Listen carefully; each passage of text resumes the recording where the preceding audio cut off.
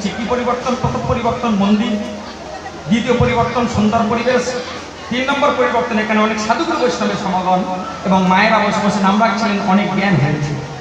কিন্তু আমার কথা শুনুন মা, এই জ্ঞানটা ধরে রাখবেন।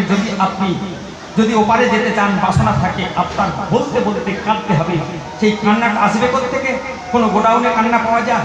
চোখের জল কোথাও পাওয়া যায় কোনো দোকানে? না, পাবেন কোথায়? 5টা কাজ। আসুন, সাধু সঙ্গ, কৃষ্ণ সেবা, ভাগবত নাম শ্রবণ, ব্রজে বাস, সাধন ভজন, নিত্য ক্রিয়া করলে আপনার কিন্তু চোখে জল আসবে। আপনি দেখবেন আপনার গাটা শিহরণ দিয়ে উঠবে, আপনার চোখ দিয়ে জল আসবে, আপনার বিন্দু বিন্দু ঘাম হবে, আপনার হৃদয় মন্দিরে ভগবান নৃত্য করবে, গৌরীতাকে দেখতে পাবেন। আজকে তাই বলুন আমার সাথে, চোখে জল আনুন। কি করবে? গোপীজন বল্লভ গিরিধারী না গো